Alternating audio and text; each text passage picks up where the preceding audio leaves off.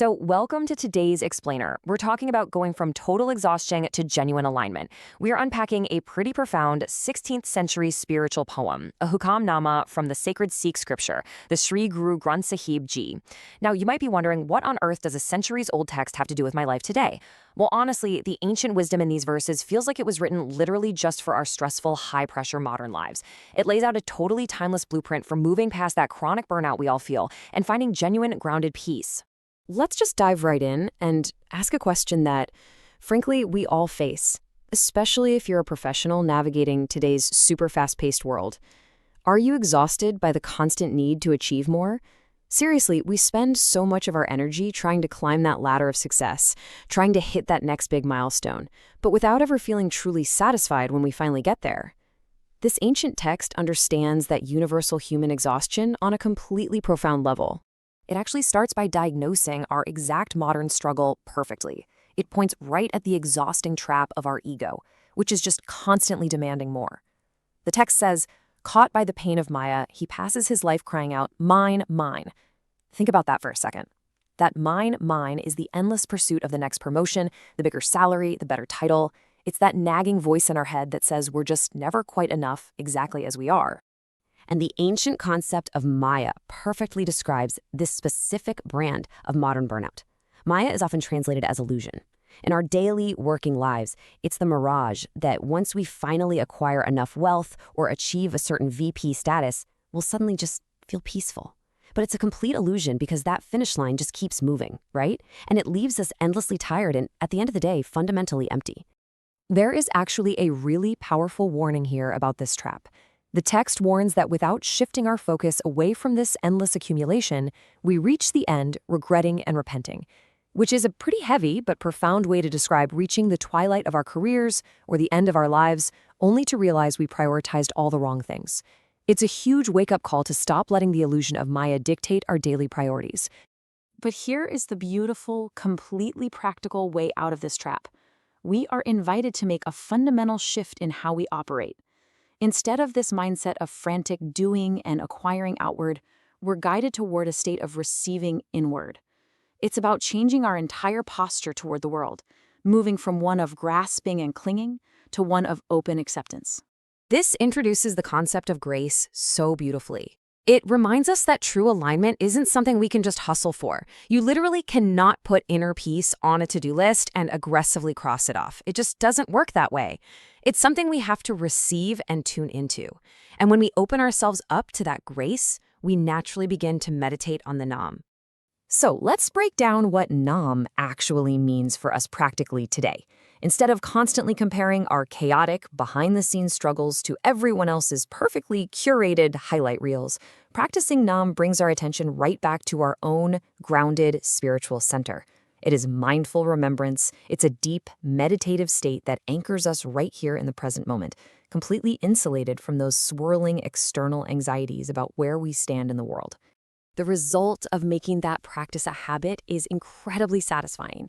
When we finally cultivate that internal devotion and focus, our minds actually find true rest. The wisdom describes this state as drinking Ambrosial Nectar. If you have been running the rat race for years, your soul is very likely in a drought. This inward turn, this genuine devotion, is like the cool water that finally quenches that deep, lingering thirst. But here's the best part. This internal peace doesn't just stay internal. It actually builds a bridge to the people around us. Burnout so often isolates us, doesn't it? It makes us feel like we are competing against literally everyone else in the office. But this inner alignment naturally guides us right back toward genuine, supportive connection with others. We're reminded here that it is an immense stroke of luck, the text calls it great good fortune, to find a community where we can truly just be ourselves. The Sat Sangat, or true congregation, is an absolutely essential ingredient in surviving and thriving in a stressful world. We really aren't meant to do this alone. For us today, Sat Sangat means finding those true friends and colleagues with whom you don't have to perform.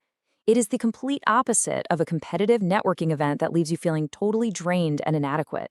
It's a circle of people who ground you, uplift you, and remind you of what actually matters when you inevitably start getting lost in the weeds of your own ambition. So this beautiful practice unfolds as a really clear journey.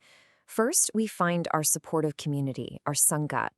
Surrounded by that support, we then anchor our minds in the present through Naam. And finally, the ultimate step, we learn to let go and merge in Hukam.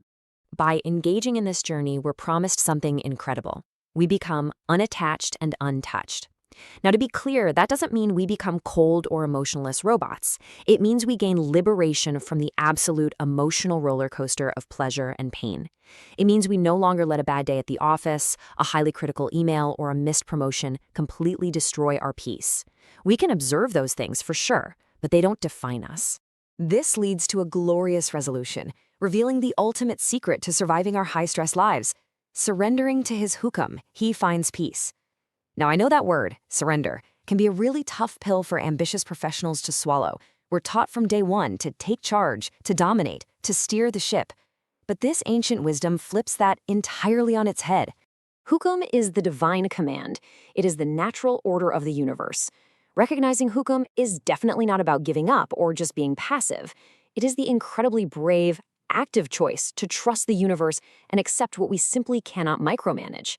It's the realization that trying to control every single outcome in our lives is exactly what's causing all our exhaustion in the first place. This beautifully captures our daily choice. We can choose the ego's way, constantly fighting reality, white-knuckling our plans, and exhausting ourselves with nonstop anxiety when things don't go perfectly according to our spreadsheet. Or we can choose the Hukam way, flowing with reality, accepting that there's a much larger order at play, and finding what the text beautifully calls the mansion of the Lord's presence. It is a profound shift in perspective. When we finally surrender that desperate grip on how we think things absolutely should go, we begin to meditate on peace intuitively, naturally. It doesn't feel forced anymore. We're beautifully enveloped in a natural, enduring comfort. We can definitely still work hard, we can absolutely still care deeply about our jobs, but our inner foundation, it becomes completely unshakable. I want to leave you with this thought as we wrap up this explainer. Take a deep breath, take a really honest look at your own life, your career, your relationships, and ask yourself, what are you trying to control today that you can surrender? Because right on the other side of that letting go is exactly the peace you've been exhausting yourself trying to find.